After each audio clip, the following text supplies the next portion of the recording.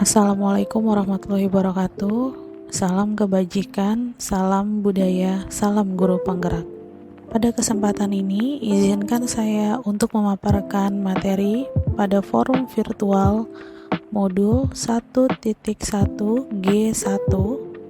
Saya Siti Jumrah, CGP Angkatan 10 tahun 2024. Ada beberapa diskusi yang kita lakukan saat forum virtual pertemuan ketiga kita lakukan.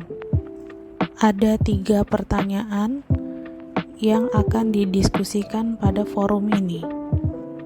Pertanyaan pertama, apa kekuatan konteks sosiokultural di daerah saya yang sejalan dengan pemikiran KHD?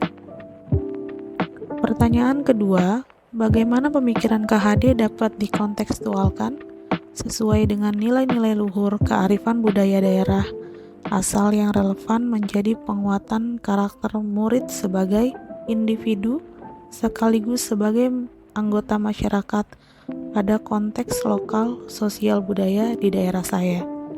Pertanyaan ketiga, sepakati satu kekuatan pemikiran KHD yang menebalkan laku murid di kelas atau sekolah Anda sesuai dengan konteks lokal sosial budaya di daerah saya yang dapat saya tentukan sesuai pemikiran KHD.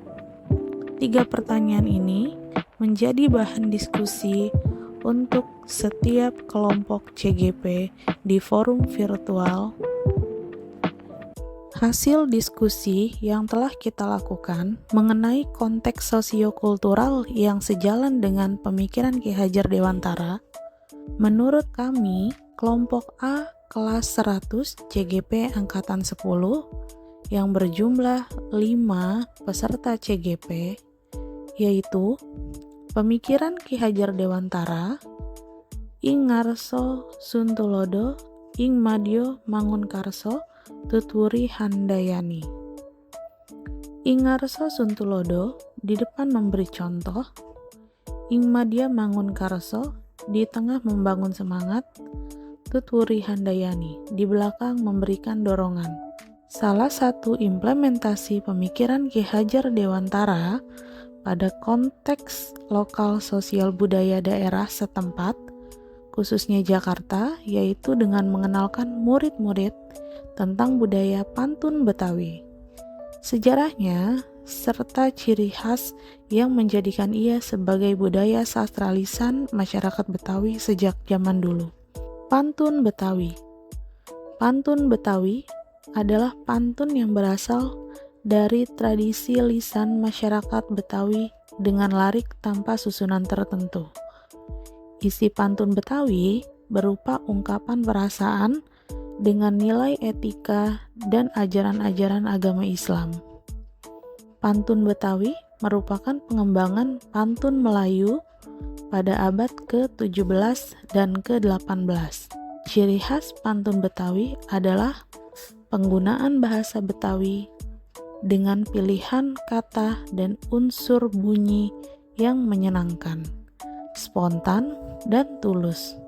Pantun Betawi memiliki keunikan tersendiri, yaitu pola yang lebih modern. Masyarakat Betawi menggunakan pantun Betawi dalam tradisi pernikahan yang disebut palang pintu. Penggunaan pantun Betawi disertai dengan kata-kata humor, tetapi tetap memperhatikan sopan santun. Palang pintu merupakan salah satu penampilan lisan yang masih hidup dan menjadi wadah bagi pantun Betawi. Ciri khas pantun Betawi. Pantun Betawi memiliki keunikan tersendiri, yaitu pola yang lebih modern selain pola berrima, ABAB, lalu juga dikenal sebagai pola AAA. Begitu juga untuk baris. Pola 4 baris disebut rima, dan pola 2 baris disebut charmian. Bahkan ada 6 garis berpola. Pantun Betawi 3 baris sampiran terletak di bagian baris pertama, sedangkan isi pada baris kedua, dan ketiga. Adapun pada pantun Betawi, 2 baris sampiran ada di baris pertama dan isi di baris kedua. Sementara pada pantun Betawi 1 baris, maka hanya berupa isi. Contoh pantun Betawi. Uwe-uwe suara terkiber, muka lu tue, bibir lu jember. Pak pak pak ding ding ding, pala lu dempak, hidung lu miring. Jalan-jalan ke tepi muara, naik metro mini disangka maling, baju lu boleh juara, semalam lo pakai rok mini sama legging. Nah, di sini apa kekuatan konteks sosiokultural di daerah yang sejalan dengan pemikiran KHD? Menurut pemikiran KHD, dapat diterapkan dalam konteks lokal sosial budaya di daerah saya untuk memperkuat karakter peserta didik sebagai individu sekaligus sebagai anggota masyarakat dengan beberapa langkah berikut. Yang pertama, pendidikan kultural. Mengikuti pemikiran KHD, pantun Betawi mampu menjadi wadah pendidikan kultural yang kuat karena keunikannya. Pendidikan nasional. Melalui integrasi pantun dalam proses belajar mengajar, diharapkan peserta didik mampu beradaptasi dalam kehidupan bermasyarakat dengan lebih kreatif. Kontinuitas dan konvergensi.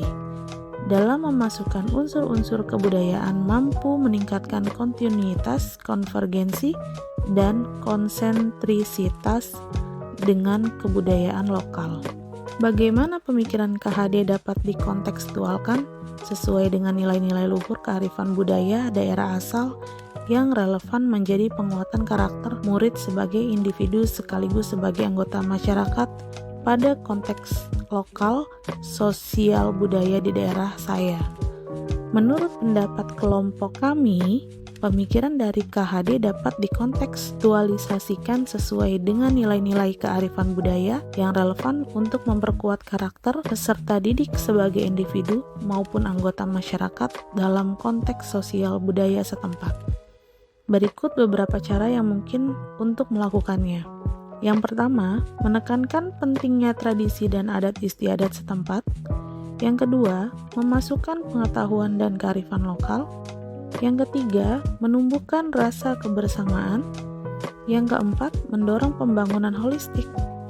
Yang kelima, mendorong pemikiran kritis dan kreativitas.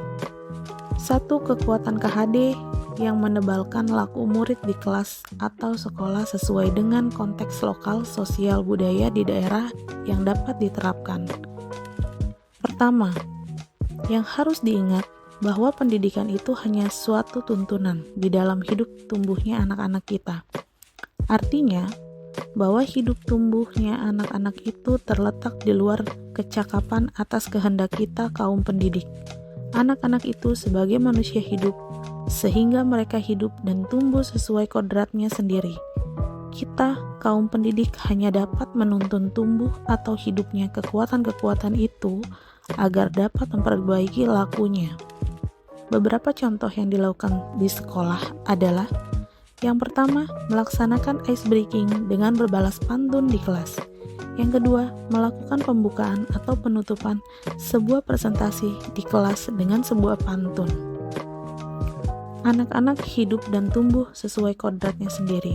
Pendidik hanya dapat merawat dan menuntun tumbuhnya kodrat itu.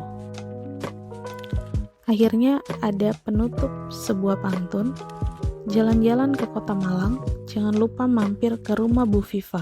Belajar di PGP seperti berpetualang, selalu berusaha merangkai kata-kata.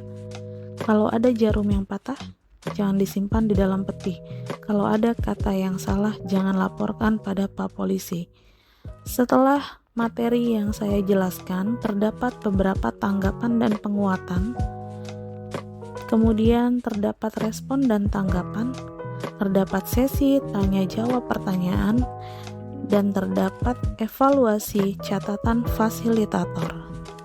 Terima kasih, sekian dari saya. Salam guru penggerak, tergerak, bergerak, menggerakkan. Assalamualaikum warahmatullahi wabarakatuh.